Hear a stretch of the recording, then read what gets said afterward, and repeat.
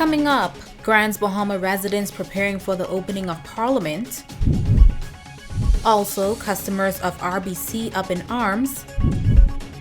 And a young man killed in a traffic accident overnight. The Bahamas Tonight, the Northern Edition, starts now. This is the Bahamas Tonight, Northern Edition.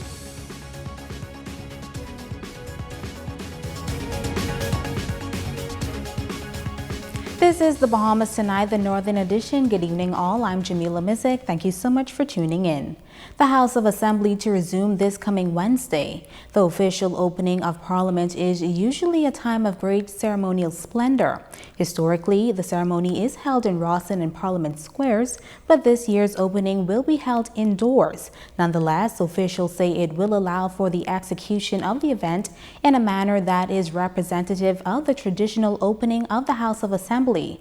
Tonight, we talk with one of the leaders of the Grand Bahama contingent who is looking forward to the historic event. The opening of Parliament will take place on Wednesday, October 6, 2021, beginning 9 a.m. in the nation's capital.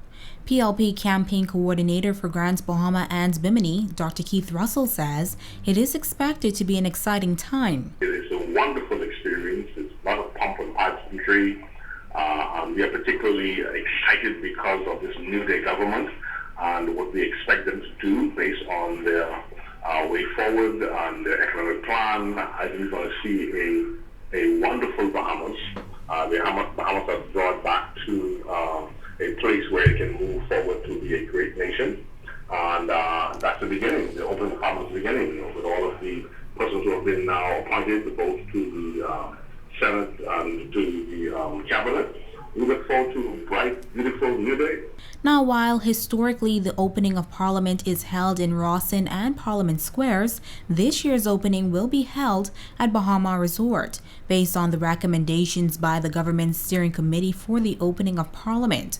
According to a press release, the decision to relocate the event indoors is due to threat of adverse weather following consultation with the Bahamas Department of Meteorology, active demolition of the Churchill building, and space or seating limitations in the square due to social distancing protocols. I think that in Bahama, it's going to be a kind of better environment. It's not as traditional as the square, but because of the seven weather they've moved to Bahama, I think it's going to be able to hold more people, there'll be more excitement.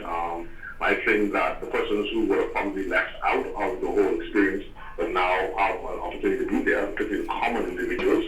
And I think it's going to be an exciting time. I think perhaps going forward, we should move it into an auditorium where one can participate.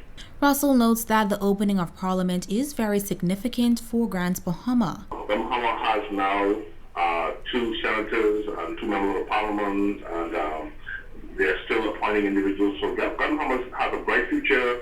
I think that both Ginger Moxie and Obi Yusuf is going to do a wonderful job in regards to moving Bahama forward. We look forward to exciting things, and we are anticipating great things from them. Now, the release notes that all Bahamians are invited to follow the proceedings on television, radio, or by live stream and hear firsthand the legislative priorities of the Davis-led administration.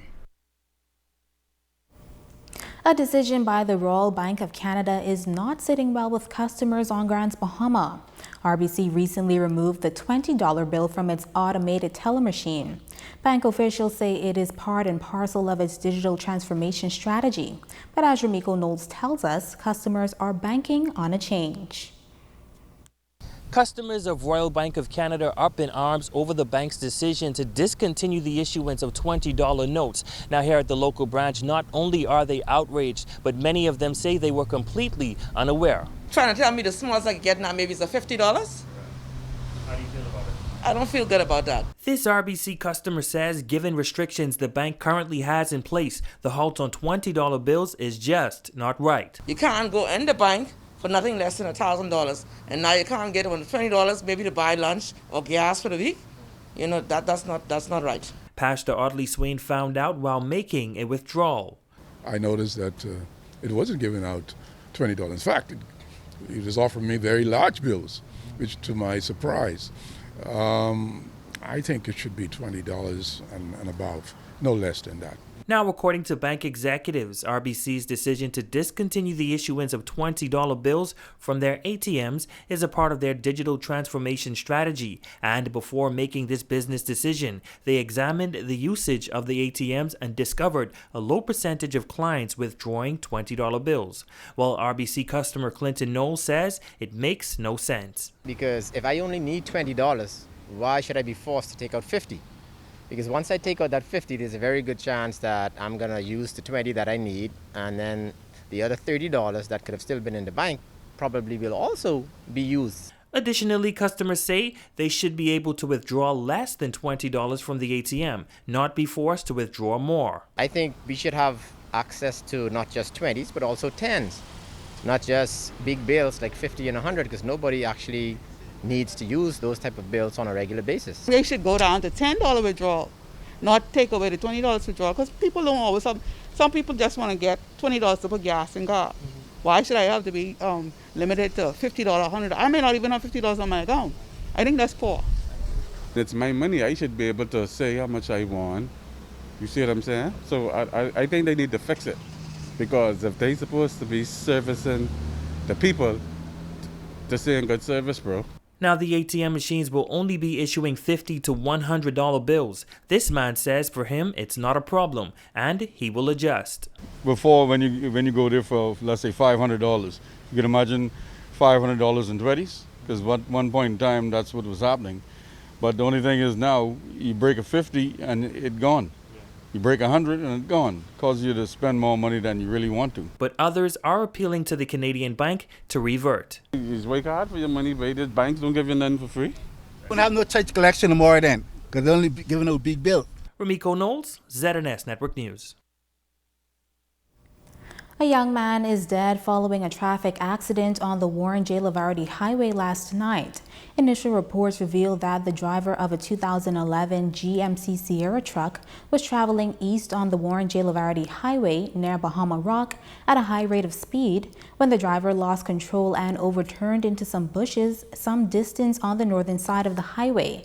As a result, the driver was ejected some distance away from the vehicle and received serious injuries. He was taken to hospital where he was pronounced dead. Reports say the victim is a 31-year-old resident of Hunters.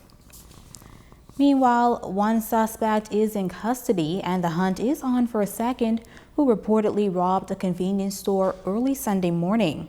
Police reports say that shortly after 8 a.m., two males wearing masks and armed with handguns entered the establishment on West Atlantic Drive and demanded cash. The suspects were able to get away with an undetermined amount of cash and fled in a westerly direction.